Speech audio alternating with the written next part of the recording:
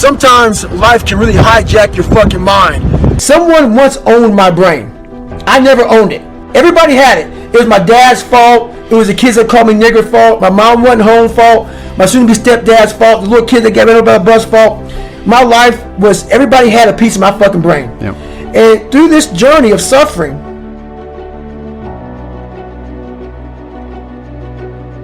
sometimes life can really hijack your fucking mind. When that happens to you, you're all fucked up. Your goals, your ambitions, everything is out the fucking window. In life, we all go through different things. Sometimes your girlfriend or boyfriend breaks up with you. Guess what? Get the fuck over it. They no longer want you. Maybe you failed a test in school. You worked your ass off. Guess what? You failed the fucking test. Get over it. Move past it. Learn to not let life hijack your brain. At work, you've been working your ass off for that new promotion. You don't fucking get it. Someone else does. Maybe they kiss better ass than you do. Guess what? Get over it. Life will hijack your mind if you let it. Don't allow all these things to make you a lesser person. You must own your mind. Don't let life own yours. Get after it. Stay hard. You don't gain confidence by going to the spot that makes you feel good. It's going to be a false reality. And the second life gives you that challenge, all you want to do is go back to what made you confidence or what gave you confidence. Is that happy spot? No. What gives you confidence, what gave me confidence, was spending years at a kitchen table trying to learn how to read and write on my own. Realizing I can't learn the way you learn. I can't. But I can learn. What gives you confidence, not being afraid, is overcoming the fear. I used to stutter severely bad. So right now, I don't know how many people are going to watch this. You know what gives me confidence? Is knowing I no longer care if I sit and start stuttering to you. That's what gives me confidence, is facing these things, overcoming them. And maybe not overcoming them every day, but facing them. And facing them and facing them. Pretty soon like this, you know what, man, this is where it's at. It's not in that comfort zone. It's in the discomfort zone is where my confidence is getting built. That's where it's getting built. But people want an easier answer. Yeah. There has to be an easier way. There's not. I coach a lot of people nowadays, billionaires, who call me on the phone and say, man, I'm still missing something. It's because they did what they were good at. And they have this beautiful family, 2-3 houses, cars, everything. Has everything to work. On the outside looking in, like, my God, man, how can you be unhappy? I walk around with the backpack with all my stuff in, and I walk around happiest person in the world. Have nothing. Happy as hell. It's because I found out the whole key to life. It's not in all that.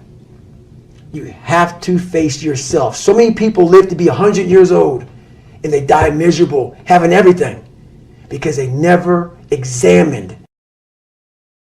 And the only way you can set the example is you have to always be willing to work.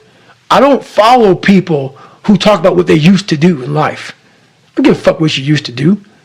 I don't care that, you used to be the best mother. I don't care. What are you doing today? You may not be that person now, but what are you still doing to try to excel in life? And a lot of people now are talking. I hear so much talk. I don't hear a lot of work. I hear a lot of people telling you what you should be doing, how you should be doing it, how you should be fucking living. And I look at them and you're fat, you're out of shape, you look like shit, but you're telling a motherfucker how to live. No, man. I won't listen to you. There's so many people speaking this shit, and that's what bothered me a lot in the military. There's a lot of people talking shit. I don't see the real suffering behind it, behind what you're saying. I became this 297-pound person because it became my body armor. Because the inside was a fragile, weak, insecure kid. So I put this big man around it. So when people looked at me, I intimidated them. I scared them. But if they knew the real me, just a little punk. I was a little punk kid in a 24-year-old guy's body. So I knew that. No one else did. So I tried to change my life, and it started there. I went to the recruiter's office. I went there. Bad day at work. The bad day at work made me realize I got to make a stand. How did you lose the weight in 3 months? You just run your ass off? Or? I couldn't run. The first thing about it was, so I said to myself, I'm going to run 4 miles. My first run out the gate, I'm going to run 4 miles. I ran a mile. I ran a quarter of a mile, walked home, sat on the couch depressed. I said, man, there's no way I can do this. But what I realized, though, is I wasn't going to give up because I already given up a million times. And I thought about how would I feel at 50 years old if I gave up now? Not to have, so I kept all this stuff in my mind. And basically, I started becoming obsessed. Over a period of time, I started becoming obsessed with studying, with weight, with being somebody, with making people who thought it was going to be nothing kind of like feel like shit. I became obsessed with, you have to make this right. Yeah. And the only person that's going to do it is yourself. So I became obsessed with just being obsessed. Someone once owned my brain. I never owned it. Everybody had it. It was my dad's fault. It was the kids that called me nigger fault. My mom wasn't home fault. My soon-to-be stepdad's fault. The little kid that got ran over by the bus fault. My life was, everybody had a piece of my fucking brain. Yep. And through this journey of suffering, and the suffering, I put it in because I started finding myself. Yeah. And I started, oh no, I'm taking this fucking back from me. This part of my brain is mine now. And I started puzzling back this piece of my brain. And through that, I grew confidence. Growing up, being the kid I was, I found strength in different movies. Yeah. So I come home, in one movie I found a lot of strength, and as funny as it may seem, but I visualized this scene. I do it today during the pull-up record. I did 4,030 pull-ups. Yeah. The last time I did it, I actually got it. It took me 3 times. I played one song for 17 hours pretty much. And it's from this movie, Rocky 1, round 14. I related to the person in the movie, but just the one scene when Apollo's beating the shit out of Rocky. He falls in the corner, and everybody, and Rocky, and Apollo turns around, arms up, happy as shit. I got this guy. He turns around not knowing that Rocky's trying to get up off the canvas. Right. Mickey's his trainer saying stay down. Right. Everybody's saying you did good. You did good. You went 14 rounds with the champ. Rocky didn't hear shit. He got up, and what sticks in my mind today, and I'm seeing it right now, when he got up, Apollo starts to turn around to see the aftermath of what the fuck he just destroyed. And he did not expect to see what he saw. And what I see out of the whole movie, I see Apollo Creed's face. And I said to myself as a young kid, I want to be that. I don't need to win. I don't need trophies. I don't need people to fucking like me. I just want what he has. A fictional character, whatever the hell it was, I want that. And I visualized that. And I want to become the guy who can get off the canvas and look at somebody who beat the fucking shit out of him. Life. Yeah. I'm talking about life right now. Yeah. Even life itself puts their head down towards Says, David oh, Goggins. shit, yeah. This motherfucker is not going to stop. Right. So that mentality became what I wanted. And that's how it started, with that visualization of the canvas. And all I got to do is just keep getting up. When you have everything so nice in life, it's great to have a great life. But what happens is you don't self-examine. You don't do a live autopsy. When you have a fucked up life, it almost forces you to do a live autopsy. It forces you to find strength from places that no one looks from. Because food is not at the ready. You know, I have a learning disability. It's not at the ready. I can't just pick up a book and start reading. Right. There's preparation behind everything I fucking do. There's everything I do has to come with so much fucking preparation. It's despicable. It makes me sick. My own personal life makes me sick. That's why I'm so disciplined now. Without my self-discipline, there is no David Goggins. Like, I can't stop reading. I won't be able to read tomorrow. I will lose it that fast. I cannot stop going to the gym. My mind is set up in a spot where, hey, the second I stop, it wants to stop. Because I had a quitting mind growing up. When you get beat the shit out of you all the time, your mind wants to go to that nice spot where you're comforted, where you're not trying, where shit is easy. That's where your mind, it doesn't want to think. You have all these things in the mind, and the mind can only absorb so much shit. So all the pain it has to go through, it wants to push it away and say, let's not do that.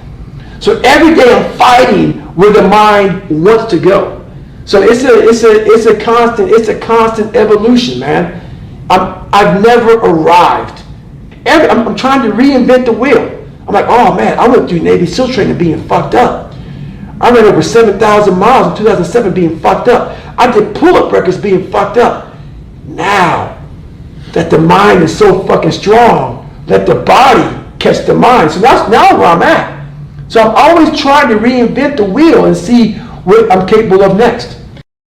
I believe in life you must earn the right to be called a man. And a lot of people do not think the way I do, and that's fine. I'm not asking to be David Goggins. Trust me, it's a hard fucking road to home.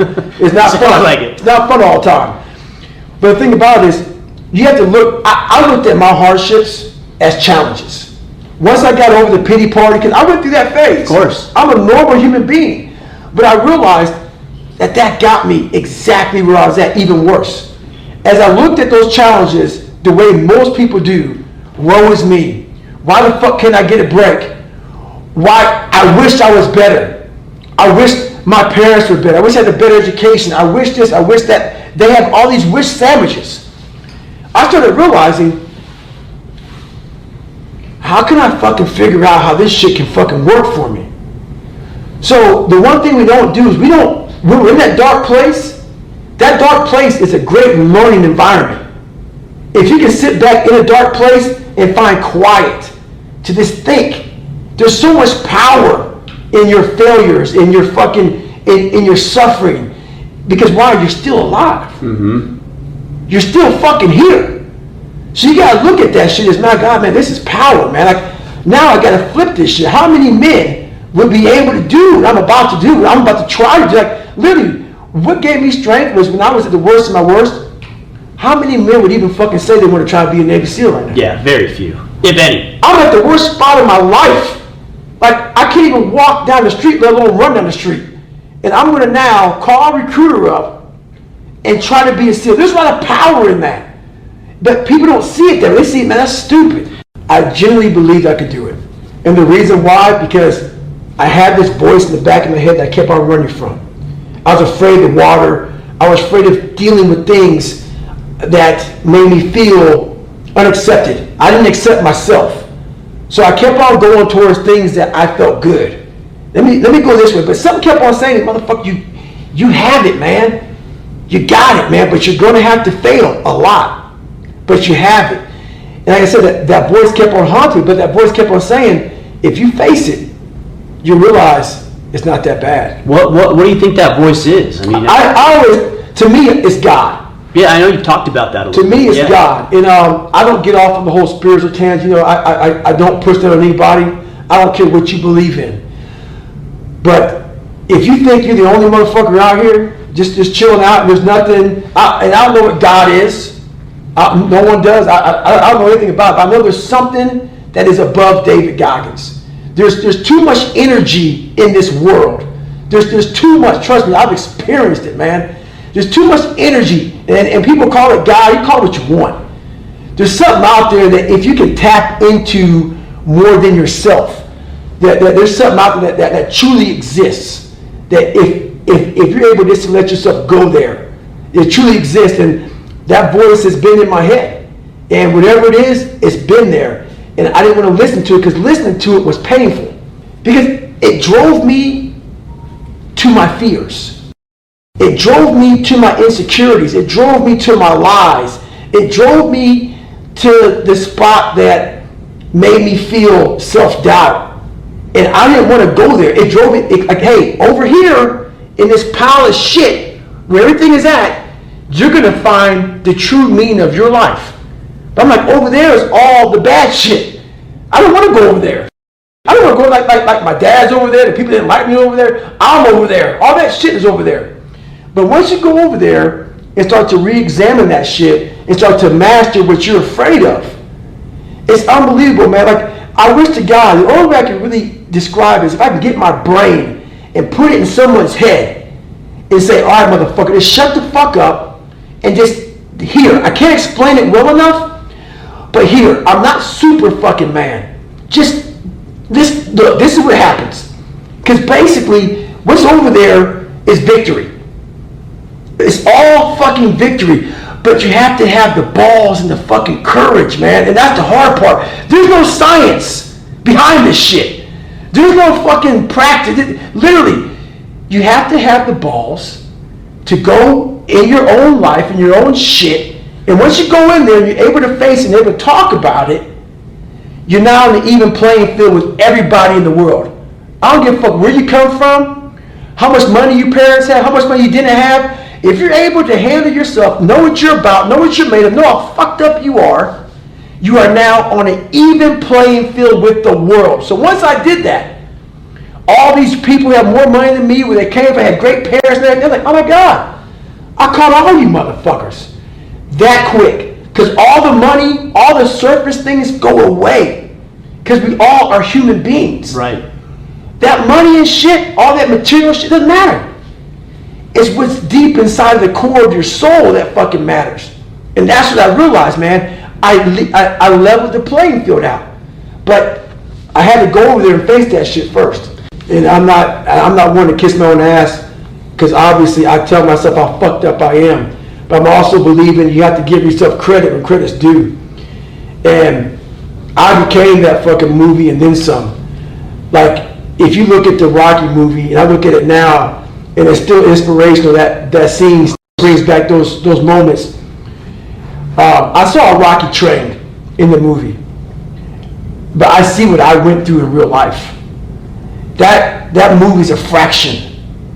That all those movies I watched that inspired me, they're all fractions of the real work I put into my life. And I don't ever talk about it enough. The amount of work I put into being who I am, I don't have enough time in the fucking day. Like, I don't talk about it. I don't brag about it. No one even knows about it. Like 99.9% of the shit I did to get to where I'm at today was alone. Alone. Out there running in cold, in heat, suffering, in pools, trying to swim. At home in a fucking room by myself, trying to teach myself how to read and write, how to study. You know, no one saw that shit. There was no video camera, there was no podcast, there was no Who's David Goggins. Right. There was that fucking documentary. There was no documentary on that shit. It was me. Just for me trying to get in the military, which everybody can do. It's easy. Just trying to learn how to read and write was something that blows Rocky away. So all these different challenges that I've been through in my life, I've easily, you know, I don't look at that movie the same way, because I'm proud of what I created, but I'm more proud I created it without an audience, without a cheering squad, without someone like, you know, like you run the Boston Marathon and people love that race. They run so fast because for 26.2 miles, there's a motherfucker just, come on man, you got it, you can do it. You know who you are when there's no motherfucker out there when you're running. And you're at mile 75 or 150 mile race, ain't nobody cheering for you. You're broken, you're fucking defeated. It's you and you alone in your fucking head. And I stayed that way for the better part of 30 fucking years. Trying to figure this shit out. And once you figure it out, you look at everybody, hey, so you're all broken now. You know, is that how you want to be? Yep. If you can feel, if I can put my brain in your fucking head, you said the same fucking thing. You would no longer think I was fucking crazy. You no longer think I was sadistic. You realize, motherfucker, this guy found it. He found it. We're all looking for this feeling. We're all looking for this feeling. And people look at me because I don't always smile and I'm not always jovial. Nah, man. Don't get it twisted, dude. People see, oh my God, if you look in his eyes, you see like almost an emptiness. So many people who are judging us don't understand. They don't want to look in the eyes of me. They don't want to look in the eyes and study them. What you see in me is fucking real life. That's why a lot of people resonate with me, because I skip through all the fluff. Fuck that. I can't fluff shit. I can't. Why? I don't know what that is. Life didn't present me with fluff. So I'm expressing to you what I know a lot of us are going through. A lot of us are going through fucking hell. Maybe not as bad as me, maybe worse than me. But they don't know how to express it because we're supposed to live in the fucking world where we have to talk a certain way. We have to walk a certain way. We have to act a certain way. A kinder, gentler world. Nothing gets handled in that fucking world. You stay fucked up in that world. You stay in a world of things will get better because someone said they would, and I need to find peace. No, you need to go to fucking war with yourself, man. At the end of that fucking war, you'll sit back all damaged and bruised and scarred up and fucked up, and maybe your soul has muscles so tight that you may lose 2 inches on your fucking body. Who knows? But then that fucking war, you're gonna sit back on a couch, maybe have a fucking glass of water. If you drink a beer, you drink a beer. The war may be 30 fucking years, but when it ends, you will know what the fuck it's all about then, and then you'll find your fucking peace.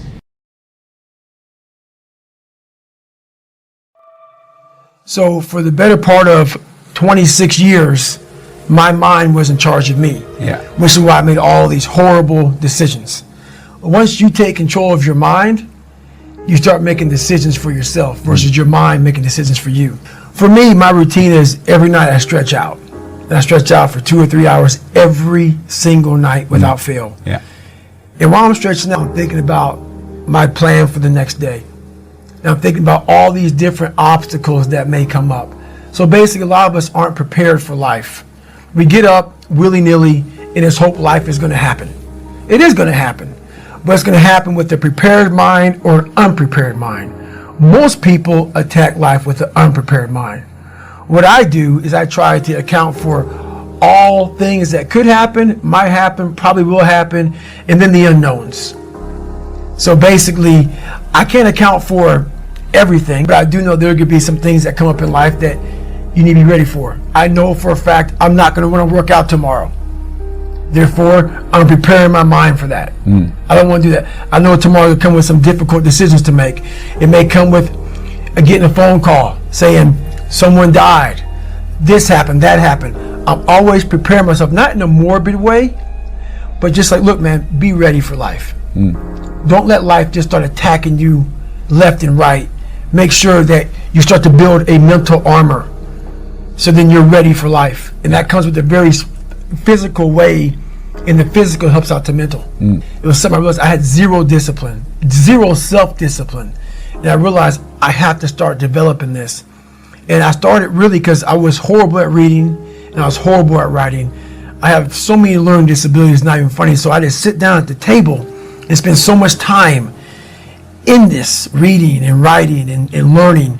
And that kind of translated over to my self-discipline with working out. So that's where it started. I started when I was about 16 years old and said, well, I have a 4th grade reading level. You know, let me go ahead now and start really focusing because I'm not going to get in the military because I got to pass the test. Yeah. So that's where it started for me. It's more important to own your weaknesses. You have to really triple down on those, man. Because why? You want to become a full human being. We like to run away from weaknesses. Like, for instance, if you're good at running, all you want to do is run. If you're great at reading, you have several books. But we don't do those things that we're not good at. So for me, I realized, shit, man, like I keep on running away from these things I'm not good at. I have to dive into these things. I have to become one with these things. And that's what happened. And so I own them both. Yeah. And I talk very openly about them both. I can't do it. There may be some days I get up with poopy pants and I'm like, you know what, man? Fuck this, man. Like, what am I training for? I have no race on the docket. Why am I having this such a structured life? Why? And I'm like, you know what? I'm good. I'm done. I retire every day. Yeah. I'm done with this shit. And I sit around and I say, okay. And then this is my thought process. So you want to be normal. So you just want to be like everybody else that roams the world, not knowing the power that's in them. Being fine with being mediocre. You want to go back to who you were, huh, David? And I'm like, fuck that, man. Not every day, it's those bad days. Yeah. It's those bad days. I see a whole bunch of people walking around out here who have no idea how talented they truly are. And I'm talking about talent, like some God-given ability. Talent that sometimes you have to hone, and you have to work on, and you have to harness yourself.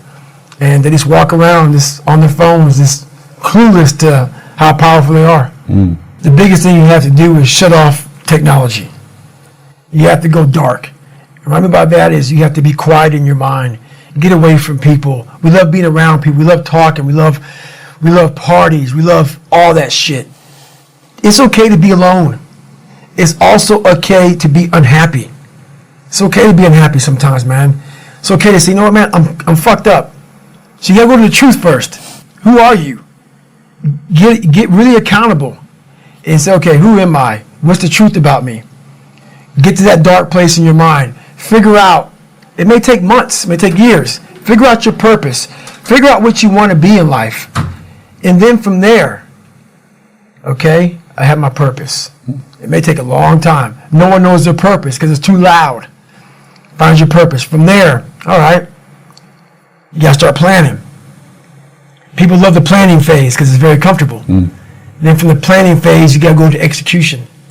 So the execution phase, what we all hate, because that's where the real work begins, and that's when the failure happens, and the failure. So, but you know, that's kind of how you have to do it.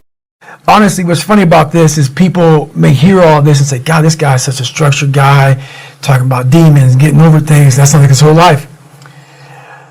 It's true, but I'm the most peaceful person on the planet Earth, even with like the conversation. I got to go to the gym. I have to do this. I have to do that. Every day I'm winning. Every day I'm winning the other voice in my head. So I'm at peace with myself. The things I do for fun are like me bettering myself. Yeah. I love sports. I love watching sports, but I also love accomplishing and overcoming myself every day. Because every day is a battle. Every day is a battle because your mind wants to choose the path of least resistance. Every day. But you don't become better by ever doing that. You become normal. And I don't want to be normal. So it may not be a life for everybody, but I find a lot of peace in not being normal in my life. To be at the point of your life where you don't care about being judged. You can be in a room of 1 million people and they all hate you, and you walk in and you go like this. Not because you're angry at them, because you know yourself.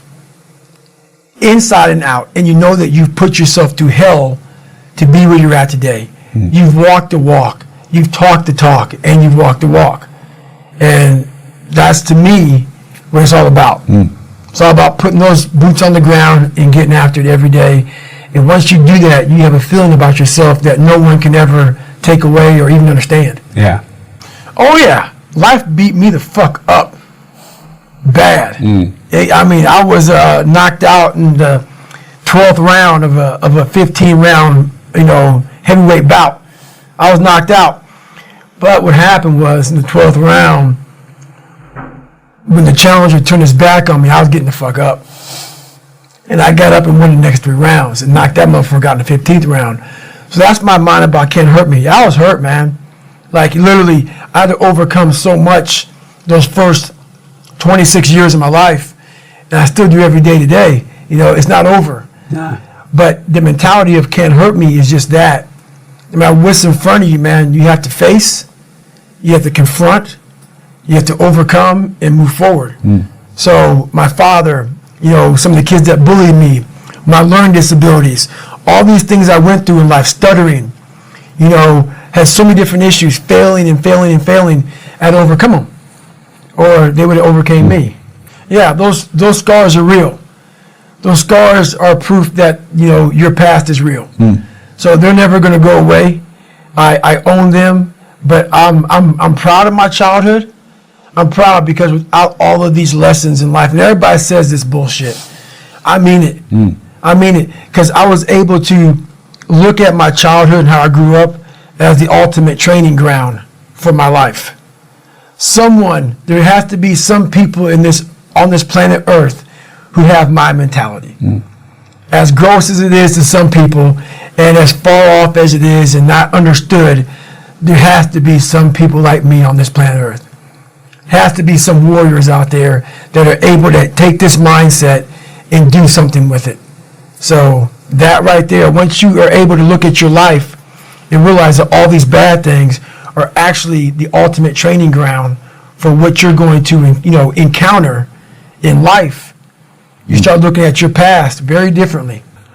I was angry once I was able to uncover the rug and look at all these different shells that I collected over the years and say, wow, that fucked me up. And that one fucked me up even worse than that one. And shit, that one was real bad. And because what happens is when you start to collect all these shells, and these shells are bad things of your life, and you put them in your nice treasure chest and you hide them, because it reminds you of where you were at, but you don't want to visit them all the time. When I started visiting these shells, I was like, my God, man, this was it was a tough way to go. But now looking back on it, man, I don't have any more shells. So now you have to learn now what's your passion? Yeah. So now my passion is still trying to find out what is left, what is more. Can I be driven without the anger? And I can be. I've only dissected 44 years of my life. While I'm still living, I'm still in my live autopsy. So, right now, until I'm dead, I'm still examining human potential. How far can the mind go? How far can we go as human beings? So that's, I call myself the Stephen Hawking's of the mind. He was obsessed with everything he ever dove into. The guy couldn't walk or anything, so he was like, the mind, that's one thing he didn't want to lose. And I became obsessed with it because it's the one thing that controlled me. So I became obsessed with this. What is this fucking thing up here that just has me on a tightrope and just walks me into all these horrible decisions I make and makes me feel so pathetic and weak and insignificant and dumb and stupid and everything. I got to get control of this thing. But it's amazing that once you get control of that thing, how far you can go. I'm big into visualization and also self-talk. But also, like, where do I want to be in life? Where do I see myself? And then I start making these plans and how I'm going to get there. And I don't deviate from that plan. So that's kind of how I do them now. I mean, it's a lot more to it than that, but it's a lot of quiet time. I shut out a lot of noise. I only have people in my life that need to be there. If you don't need to be in my life, I'm not about acquiring more friends. I'm not about noise. I'm about, okay, are you trying to go somewhere? You can jump on board. If not, I don't want to hear all your problems. You have a solution for your problem. That's what I'm all about right now. So I'm not about whining, bitching, complaining. I'm about, okay, we need to go this way. So that's the biggest thing. I forget his name, and I'm not trying to meet him anytime soon. That's not it, but I'm fascinated with the guy, Free Solo. He's another guy very similar to me, even though I'm not climbing rocks like he did. He has a passion to do something, and he's in at all costs. And what he was doing, what he did, I'm not so impressed with what he did. I'm impressed with how he shut the whole world out when he was doing it. To be able to pull that off, you have to be willing to accept death. You have to be willing to accept you're not going to see your loved ones anymore. You can't care about your loved ones when you're on that rock. Nothing mattered to him but that rock. Those people fascinate me. Those people who are able to put themselves in a place like that, and very few people understand that. To want something so badly. I'm not saying that, because I don't think he believed that he was going to die. I don't. I believe that he was willing to sacrifice everything to pull that off. Those are the people, and there's very few people like that who are willing to say, you know what, man, you don't get me because your feet are nice and firm on the ground. That's where you want to put them. But for me, there's more to life than that. And for him, that lasted, 3-4 hours. That took him, I don't know. It took him a while. It's over now. He risked everything for just a few hours on a rock.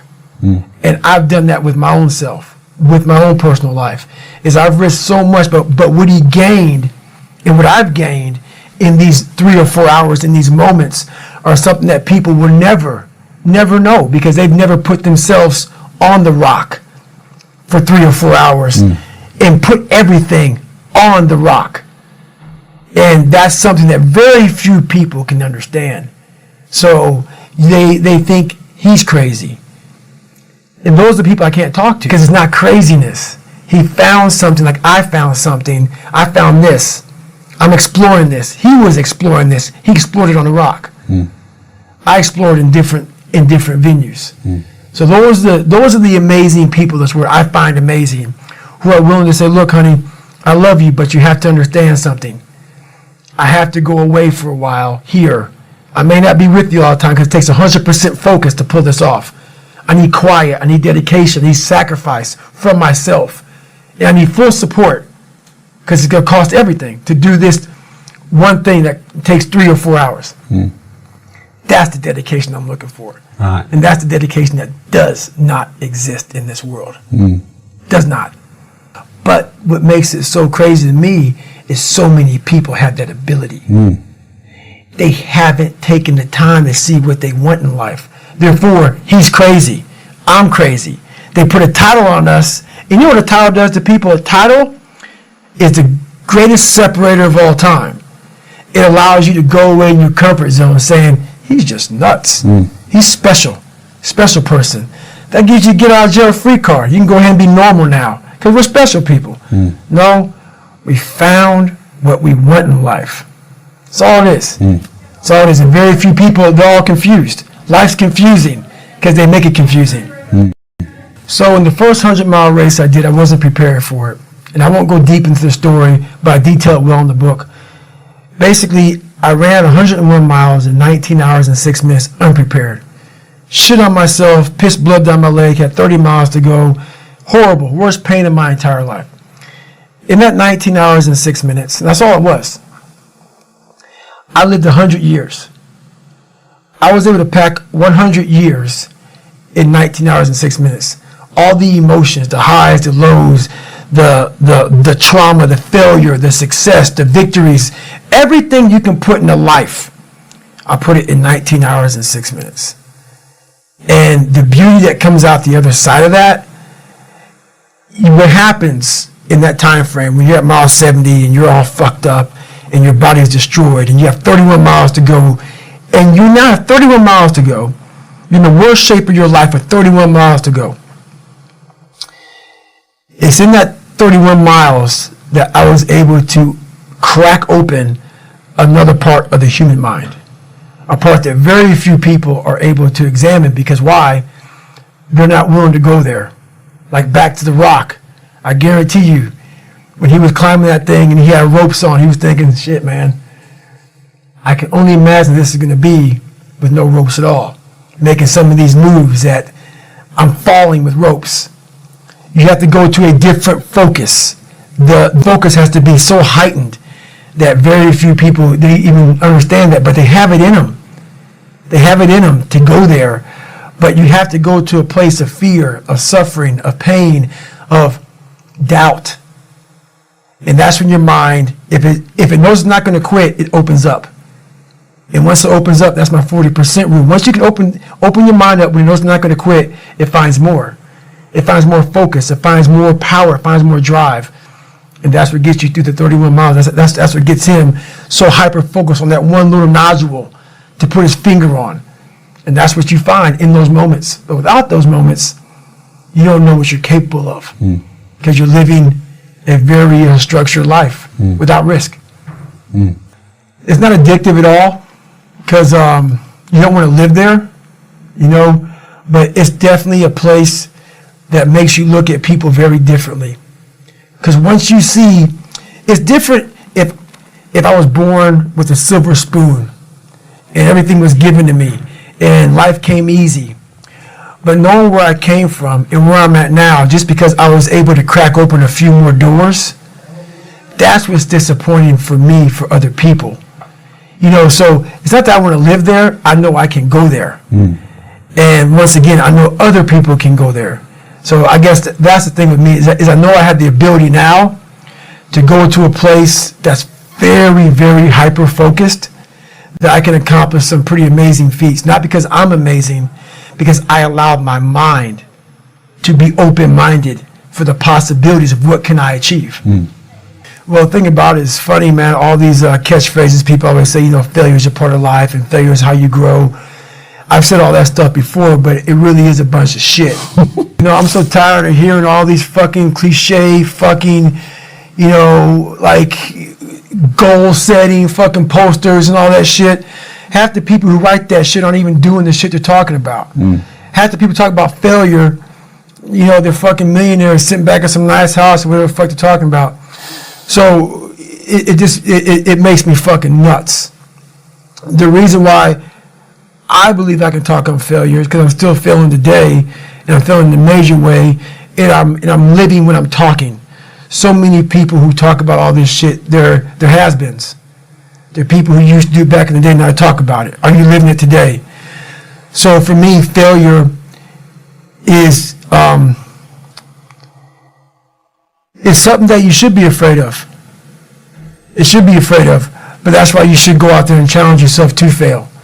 Because if you're not failing at something, that means you've set your goals to pass, to succeed at everything you do, which means you're not setting your goals high enough. So for me, okay, I'm gonna go out and break the Guinness Book of World Record for pull-ups. Lofty goal, which is why I failed it twice before I finally got it. I knew going into everything I've ever done in my life, Navy SEAL training 3 times before I got it. Everything I've ever done in my life took me 3 times before I got it. I knew that there was a huge possibility of failure. But what I gained from failure is this. When you see a movie, and you watch a movie about a person who keeps failing, and at the end, they succeed. How do you feel after you watch that movie? Amazing, right? Yeah. I become the movie. I want to feel how I feel watching someone else in the movie. When I watched Rocky get his ass kicked, and I watched all these different things of failure, I was able to put myself there and say, God, man, how much do you feel now that you finally got there? That's what failure has done to me. I've watched so many things and watched someone succeed at the end of it. It's like, God, I want to feel like that. But failure causes that one feeling. Without that failure involved, you don't have that feeling. Most of us fail in life because we're afraid of what everyone around you is thinking. That's 100% truth. So we live by the narrative of other people. When I first called a recruiter to be a Navy SEAL and I was 297 pounds, the first recruiter looked at me and said, you're not going to be able to make this, man. So what he was doing was he was projecting his energy on me. He knew he couldn't be a fucking Navy SEAL. So God help this black guy, because I was only the 36th African American to make it through in over 70 years. How's this black fat guy going to make it through in my ass? He wouldn't even want to try. So he's projecting. So a lot of us who are negative people, all we do is project how we feel on other people. So what happens is there's a lot of negative people walking around the planet Earth who are afraid to try. Because a lot of people are very negative in this world. So we are afraid to fail. Why? I told you, man. Shouldn't even tried it, dude. Just chill out, relax. Why are you so crazy? Why are you so obsessed? So all that stuff drives the quitting mind, I call it. The mind wants to quit. The mind's tired. The mind's tired. The mind's deserving. The mind thinks it's very deserving. So yes, the biggest problem in this world is other people, not yourself. It's other people in your head. They are puppet mastering you pretty much on your life. I realized once I was talking to myself the right way and all this shit wasn't in my mind, wow. I went from this piece of shit kid who thought he was dumb, not successful, insecure, who stuttered when I first saw somebody, to a person who can now do all these things just because I now control my own mind. When you get to the point where you really fucking don't care, you become very, very dangerous. I'm not saying don't care like, I don't care if I do that. No, when you don't care about other people and how they view you, about how you walk, how you talk, how you dress, where you want to go with your life. You know, growing up, I didn't want to tell anybody I wanted to be in the military. Because why? Some of my black friends, I was afraid of what they think. You know, why do you want to join the fucking military, man? Why the fuck you want to do that shit? I was afraid of what other people thought about me. So now, when I go in the military, I didn't know you want to fucking join the military. Yeah, I didn't tell you because I was afraid of what you thought. Once again, man, you're allowing other people to shackle your mind. It's the worst thing in the world. And anybody, not just Navy SEALs, but anybody that can accomplish anything that is hard. Mm-hmm. The only separator is that they really want to be there. Mm-hmm. There's some people that get inspired, and that inspiration moves them to try to do something. But the inspiration is very high right now in this nice environment. We're in a nice environment. The ocean's out there. I'm talking to you. If I want to go to the fucking refrigerator and get something to drink, eat, I can. I watch a movie about some badasses, you're inspired. But the second you're not in this environment and you're actually doing what inspired you, that suck factor is now real. You can't just get off your fucking couch and get a fucking shake, or get a fucking box of donuts, or turn the TV, or go take a shit or a piss, or go get your girlfriend to cuddle up. No, you're now there. And only those people who have been there a million times in their minds and have lived in that water and have suffered a million times and realize my legs may break, my knee may break, my bones will hurt, I will be the coldest I've been in my life, I will be miserable, and accept that. Because what happens is when you get in a horrible situation in life, your mind, I call it my 1 second decision. When you get in a horrible situation in life, your mind immediately says, get the fuck out of here. Everybody's does, even if you want to be there. But it starts to have all these different questions in your mind in that 1 second. And it says, okay, why are you here? Why are you doing this? Why this? Why that? And then you start to say to yourself, if you don't want to be there that bad, I have a beautiful wife at home, man. Why the fuck am I doing this, man? Like, this is stupid. This is going to get these guys injured. Like they're going to pay for this for the rest of their lives. I'm not going to break my body up to do this. Your mind starts to say, yeah, this is stupid. But if you are already knowing that this is going to happen to you, you have all the answers to these questions that your mind starts to give you when you're in suffer mode. We all have two people. We all have two people. And I'm not saying you're crazy. We have the easy voice, which is that 20% telling yourself that I'm easy at 90% of my full potential, maybe 100% at that 20%. That's that voice that we all love. That's that very comfortable voice, that's that mommy holding you saying it's going to be okay. Doesn't care how good you are, just loves you. Just loves you no matter how messed up you are in life. That's where you want to be at. So that's that one voice. This other voice that we walk very far away from is the voice saying, hey man, you ain't doing shit. So we try to get this voice out of our head completely. And we live over here in this land. So what you have to do first is turn up this voice over here. The voice saying things to you that aren't nice. That it's in our head saying, you know what, man, dude, you're not doing shit. You're not I mean, and it's not putting yourself down. People take this the wrong way in this new society. I'm not saying to put yourself down. I'm saying listen to the truth. And the truth isn't in the 20%. The truth is in this other part of your brain saying, look, man, you're wasting a bunch of percentage here. We have 80 more percent that we're not tapping into, because in this other 80% is suffering, pain, failure, self-doubt, darkness, and then a whole bunch of light. But to get to this light, you got to go through all of this shit.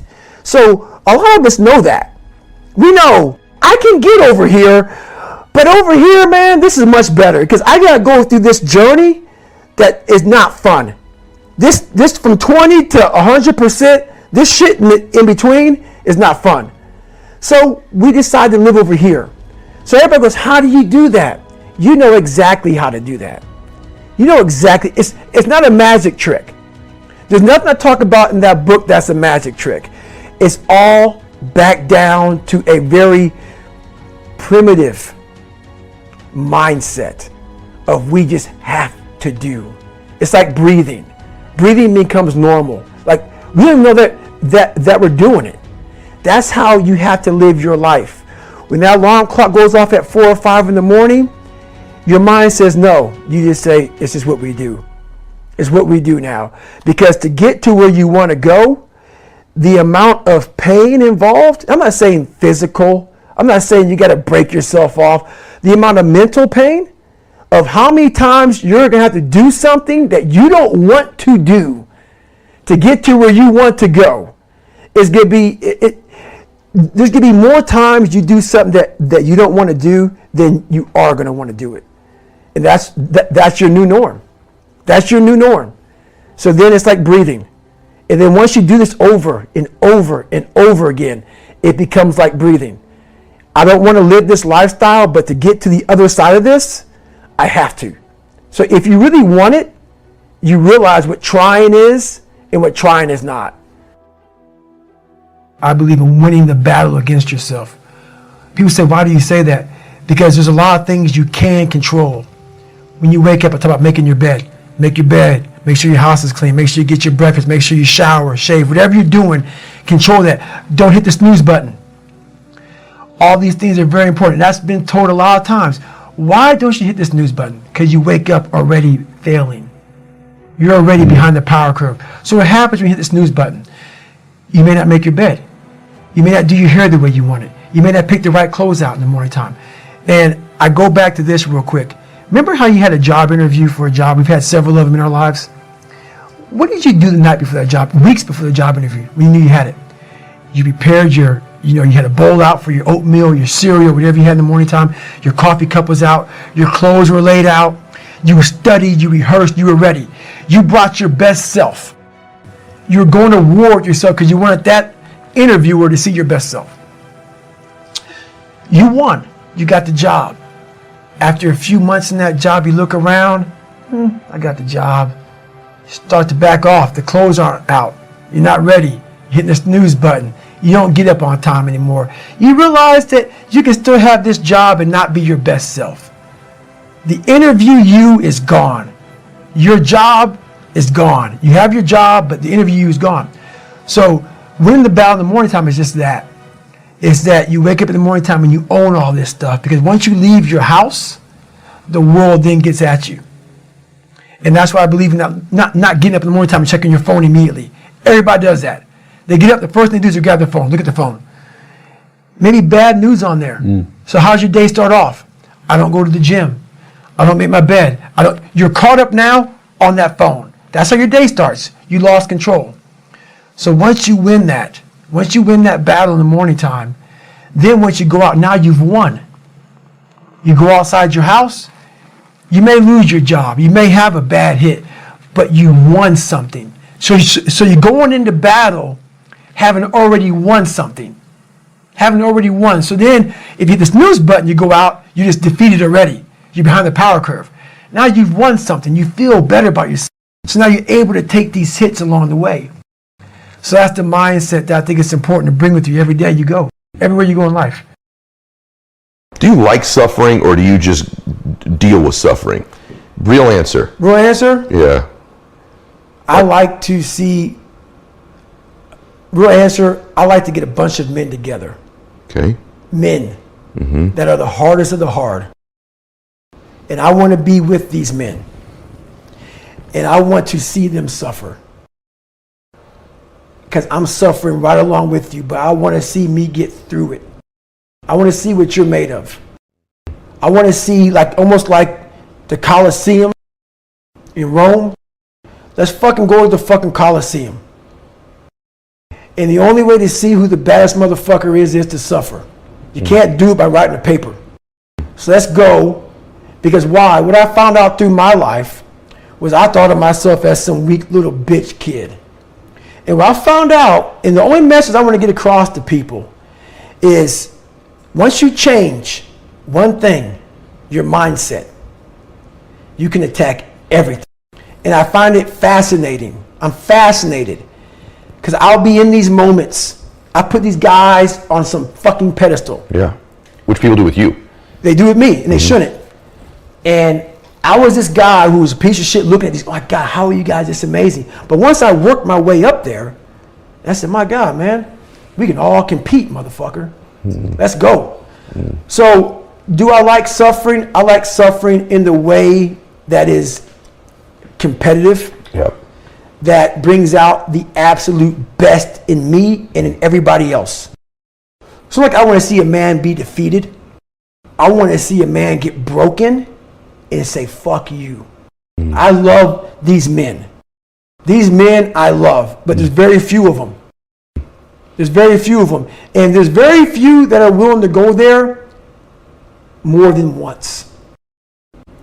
A lot of people, even people who've gone through special ops, it kicks the shit out of them to a point where in their mind, what got me bad in pararescue was when I was going through it, I said, I'm only going to do this one time. And so many people in special ops, whether they believe it or not, in anything, fuck special ops in anything, that's hard, I'm only doing this one time. Once you say that, you fucked yourself. I think we're all an underdog. I think the top CEO on the planet Earth still has that doubt. Yeah. I don't give a fuck where you're from. Kobe Bryant, Michael Jordan, the best on the planet. We're all underdogs. Whether you're underdog because you put yourself there to be hungry, or you're just a real life underdog. Right. We're all an underdog. And so this is about the mind and people discovering the mind, their own mind. And one thing I know is we all have an equation.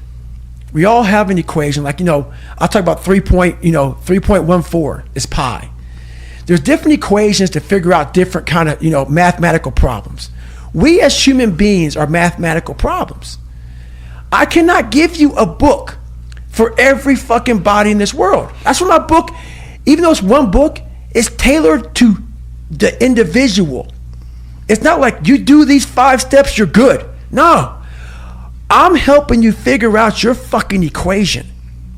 Because it's different. My equation is different from your equation. Yeah. What's going to make you tick? What's going to make you go the distance? What's going to make you go to that spot in hell and say, I love this spot. It's okay. That's what this book does. It helps you figure out your 3.14. Helps you figure out your fucking mathematical equation and say, oh, because once you figure out the equation in any math problem, you no longer fail, man. You got it figured out. At what's important. What's important is I'm still figuring out this, different things. Yeah, I got the equation figured out, but now the real journey has begun. So I'm still chipping away at life. I think pushing yourself physically is the number one factor of life. That is the true spot where you can really dive deep into. Life's about self-discipline. It is about self-discipline. We tend to do the things that are easy. And that is it builds no mental toughness. It builds no mental hardening. It builds nothing. When you working out is where you can build that the fastest. Because it's a constant, it gives you instant feedback. You may not lose the weight you want to real fast, but the discipline it takes, it transfers over to all aspects of your life. It's not people, man, why are you always working out? Stop looking at it that way. This is the foundation of life. When you look in the mirror, every morning we all look in the mirror to get ready to go to work, to go anywhere. The first thing you see is your reflection. If you don't like what you see in the morning, you lost the war already. It's not about even liking what you see. It's about looking in the mirror and you may start, man, I feel different. That reflection is not everything. It's a feeling you're supposed to get. So you have to, in life, once you leave your house, the war begins. In your house, you have some control. And that reflection in that mirror, you have to control that reflection in the mirror. That's how you start your day. If you leave your house feeling like, okay, I can fight. I've established the mentality to fight. And that all that comes from working out. It's not just from, you can't find that in the office. Well, my morning routine is every day I get up and run. Every single day. Because why? I hate that the most. So that is where we share that feeling. Yes, I hate that the most. So you have to do something that sucks every day. Because why? Once you overcome the suck, now you're powerful. You've overcome yourself already. So now you're ready to battle. I go to the gym about 4 times a week. But my biggest thing I do is my nighttime routine. I stretch out anywhere from 2 to 4 hours every night for the last 5. It used to be a lot longer than that. And I talk about in my book why I started doing this thing. But through my whole life, as you see, I was using my fight or flight muscle. I was under severe stress as a child, growing up, my job, whatever. A lot of stress. Just sitting down right now, we're all using our psoas muscle, your hip flexor muscle. And I'll give you a 2-second on that. That muscle attaches to your T12. And about 5 or 6 years ago, I got really, really sick. Doctors would give me all kind of hormones. Take this, take this, take this. And it's in the book real good, so I won't go deep into it now. But I laid back and I literally said, you know what, I'm dying. The doctors can't figure out what's wrong with me. My blood tests were coming back fine. I decided I can't even run a block. I went from running 205 miles, I can't run a block. I'm in my bed sitting there, and I started realizing I had these humongous knots on my hip flexors and in the back of my head. And I said, I'm just done. So I started slowly stretching out because I couldn't do anything. Over a period of a couple of years, I got off this medication, that medication. I was on like 15, I was on several medications. Now I'm on one. And honestly, what I believe, no doctor has said this is what happened to you. I was literally so tight, I was cutting off blood supply in different places in my organs. The more opened up my body. So now I went from running an 8:30 mile on a training run to now running a 7:15 to 7-minute mile on a training run at the same heart rate. And it's not because I'm training any different. It's just because my body's opened up and it's allowing more blood flow. So every night I stretch out, and it's truly, I used to be wound so fucking tight. Like I couldn't sit in this chair for this long. I'd be like, I gotta get out of here, man. We gotta go. It's totally changed my whole perspective of life. It's changed everything. So stretching out, yoga, all those things has put me in a whole different state of mind. And I'm the healthiest I've been in my entire life, mentally and physically. Unreal how much time you waste during the day, and most of it is on these fucking computers, phones, Instagramming back and forth, whatever the fuck you call this shit nowadays, tweeting and texting and shit. We waste so much time on our little gadgets. It's unreal. And we talk about we have no time. If you really you have to take your day and write down this one day. Everything you do, write that down, and you're like, my God, I am wasting so much time on frivolous bullshit. It's not even funny. I mean, it will, if it doesn't infuriate you, it should. Because there's so much time. I can't get it in. Look at your schedule. You just wasted 7 hours today on bullshit. I mean, and you don't have an hour a day to try to get something in for yourself. I guarantee everybody can find an hour.